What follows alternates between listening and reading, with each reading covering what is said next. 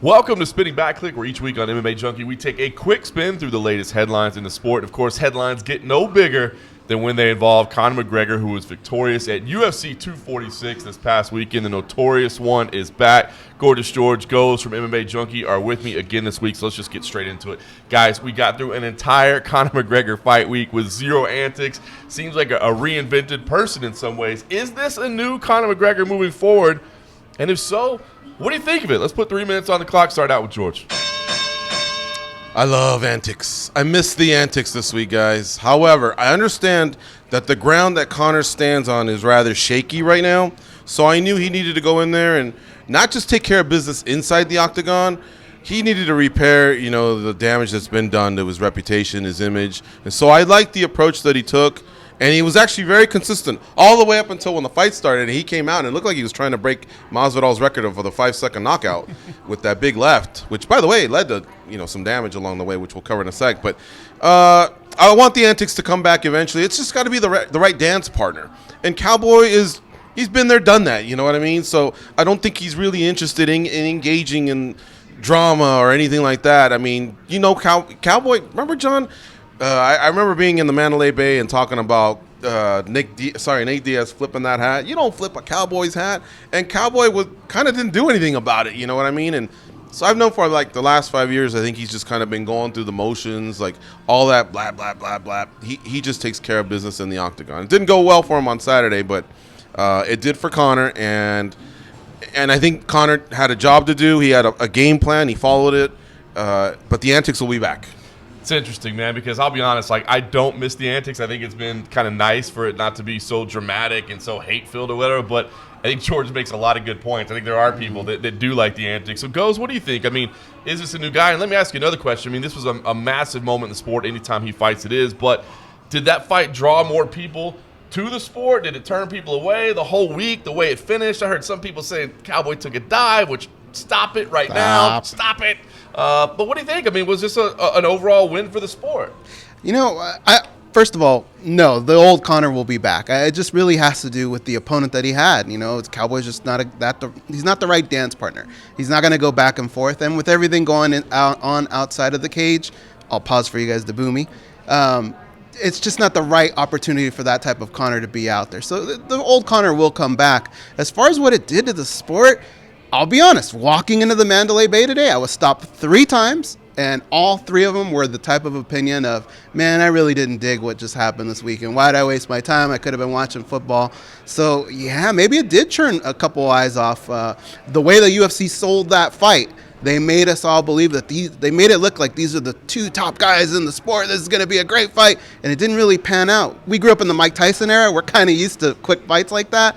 But I could see maybe some of the casual fans being turned off a little bit. It is kind of weird to think. I mean, it was a spectacular performance from Conor McGregor. What he did in 40 seconds, I think, was incredible. But, yeah, you're right. I did see some casual fans saying, come on, man, I was expecting a little bit more than that. So it would be crazy to think that a performance that spectacular might be a negative thing. I think fans were expecting BMF residual. They were, and we didn't quite get that. But, listen, a big moment nonetheless. All right, it was a great performance from Conor. There's no question about that. Now what we got to do is figure out what's next. Now, UFC President Dana White, he is convinced, man. He just keeps saying over and over, the biggest fight you can make right now is Khabib versus Conor 2. Now, of course, Tony Ferguson might have something to say about that. But also, there seems to be quite a bit of fan interest of Conor versus Jorge Masvidal. So what do you guys think? I mean, let's set this thing up. Who should be the next person to step into the octagon with Conor McGregor? We'll start with Goes. 2 minutes on the clock.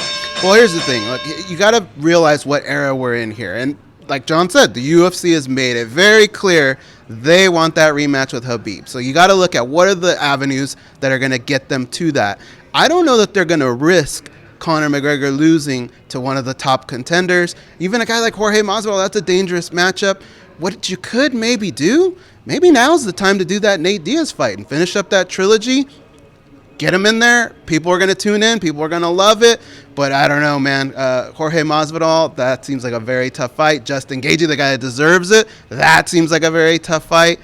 Maybe it'll be a boxing match. We don't know. But to me, I think now might be the time to make that Nate Diaz fight. Interesting. I hadn't really thought about that, man. In a lot of ways, I thought the Nate Diaz fight would come after a loss, kind of like an insurance plan. But you're kind of using it as an insurance plan here, right? You can keep it in the middle. There's big names on the table, George. And again, I think it is important to point out, I think by Dana saying that Khabib is the biggest fight, he's not automatically saying we know Khabib's going to win. Tony Ferguson is dangerous. But, yeah, Diaz, Gaethje, Masvidal, I think you can make the argument that Masvidal is the number 2 biggest star in the sport right now. Maybe they don't want to put number 1 and number 2 together. I don't know. There's so many options. It's going to come down to timing. What do you think? Man, if this is the box, I'm going to think outside of it. What if Dana White, and this would upset me because I'm a guy that likes structure. I like a tournament type of format, a playoff type of format, I guess. You know, hey, these two fought. They're number 1 contenders. The winner gets the champ. But what if Dana White were to go to California and tell Tony Ferguson, here's a check for $1 million. Step aside. Conor McGregor versus Khabib Nurmagomedov in Brooklyn. Let's just get it done. You know what I mean? And whoever wins, wins. Ferguson is next, and that's that. Would Ferguson be okay with it to just sit at home, pay him $1 million, and just fight 3 months later? I don't know. He's waited this long. Is that crazy? I don't want to disrupt it, but I'm just sick of the whole McGregor, the whole trickle effect of what he does to like 3 divisions. Are you asking if Tony Ferguson is the type of guy to take $1 million check and step aside? Just step aside. Don't fake an injury or anything. Just step aside. That's it. Well, listen, timing, I think, does seem to be a real big factor in figuring out what happens here. I mean, there's a lot of big names on the table, but one way to keep Conor McGregor busy, and you kind of touched on it there, is if an MMA fight isn't on the table, would be a boxing match. Now, we keep hearing Floyd Mayweather's name come up. I don't know. I don't even know if I want to hear about this. But, I mean, what do you think? Is he a real part of the picture right now? Is this Floyd Mayweather stuff legit? Is it happening? And is this something we even really want to see? Let's start with George. 2 minutes. Man, when 2 guys can sell 4.5 million pay-per-views, trust me, the powers of be try to figure out a way to even replicate. Even if you get half of that, that's 2.5 million pay-per-views. That's still a lot of money, folks. And that's why when those 2 guys were sitting at the Lakers-Celtic game, they were powwowing, and trying to figure something out. Floyd's now 43 years old, I believe, if I'm not mistaken, or he's about to turn 43 in February. So the clock's ticking on that. And look, I know I sounded like a lunatic with my idea about Ferguson, but the thing is, Khabib and Ferguson are fighting in April, and then Khabib takes the next month off to observe Ramadan. So that would put Conor on a schedule to fight like in August to September. He wants to make the Forbes list. So guess what, guys? I looked it up. May 2nd is available. That's Cinco de Mayo weekend at the T-Mobile. Maybe just let's get it done and over with. You know what I mean? And we preserve Khabib and Tony. It's interesting. I mean, listen. His stock won't fall in MMA. It does make some sense as kind of a placeholder type fight. But what do you think? I mean, Dana White has come out and said, listen, I am talking to Floyd Mayweather. We are going to do something this year. He won't say exactly what that entails. Are you buying into this, that this could happen? And let me say it again. Is this something we want to see? It is not something we want to see, but all signs are kind of pointing to it. When you look at the timeline of everything that's going on, this is a way that you keep the guy busy, he makes the money that he wants to make, and if he suffers a loss, here's what you say. Well, you know what? I tested myself against the best in the world in boxing. I guess boxing is just not my thing. I'm going to move back to MMA where I just got a great win. You guys all remember that, and I'm back in MMA, and that's done, It seems like something they would do. Here's the thing, though. Is it Mayweather? Because Pac and Mac is starting to sound like it could be a thing.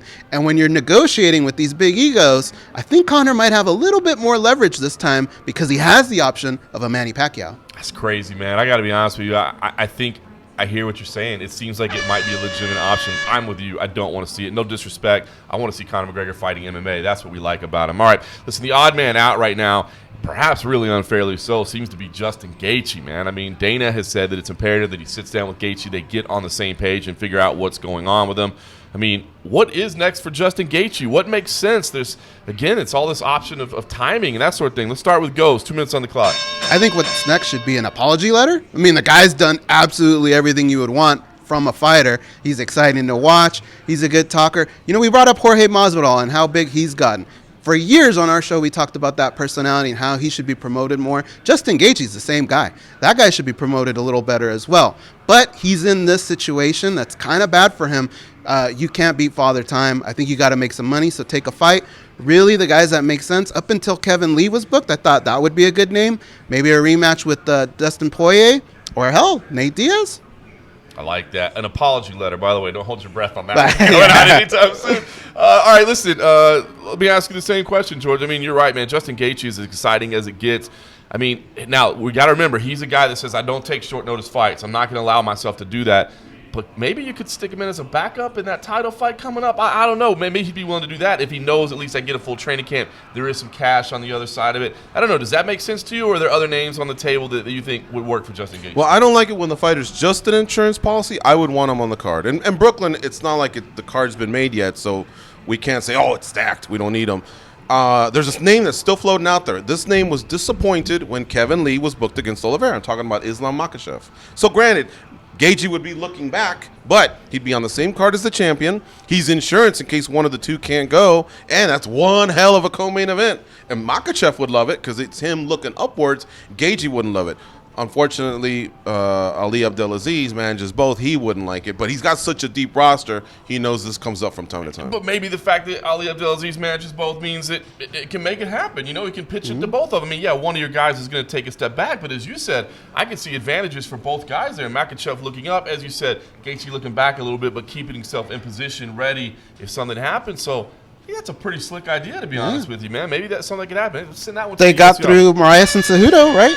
Exactly right, man. It could happen. It's going to happen quicker than an apology letter, I'll tell you that. All right, listen, let's get outside of this lightweight division and welterweight division, I guess. There were some great performances on Saturday night, but I tell you what, the one most shocking outside of the main event may have been Maycee Barber getting thoroughly dominated by Roxanne Modafferi, who was a massive underdog. Now, of course, Barber suffered an ACL tear in the fight, and her camp is saying maybe it was even in the first 10 seconds after of the fight. Afterwards, she had kind of a Kanye West moment there where she jumped on the mic, and I think that's honestly getting as much attention as the fight itself. So just a whole bunch of talk about both the fight and what happened after the fight. Man, what did you take out of the whole situation? Let's start with George. 2 minutes. All right, first of all, I thought Roxanne was a live dog in this fight because she's a veteran, she's crafty, she's unorthodox. And for a young fighter versus Maycee Barber, I mean, you know, that's a lot of experience she was going up against. But let's talk about the fight. The fight played out. I didn't know the injury happened that early. I thought Modafferi was already scoring points before I noticed the knee kind of giving out and buckling. So I don't want to take anything away from Roxy, and I don't want to, you know, also put to the side that Barber was on one leg for most of the fight. Now, getting to the Kanye West moment, look, I think that's a tough spot because she's very young. And you could tell she was very emotional. And it sounded like a lot of people came to support her from Colorado. I think she was just trying to convey the message. It just kind of came off slightly wrong if you really dig through the weeds and try and interpret it. But I think she was trying to say, even though I had a bad night, let's give it up for Roxy. She had a great night. I think people are trying to say, oh, what you're trying to say is because of your bad night, only then that's why Roxy had the good night. And I don't think that was their intent because you could tell she was just shaken, and I think she was coming from a good heart. Yeah, live underdog, by the way, good recommendation for bettors. You know, when you see somebody with that type of experience, pay attention. Maybe there's an opportunity. Goes, what about you? Did you take anything out of this in terms of, you know, what you think about Maycee Barber moving forward?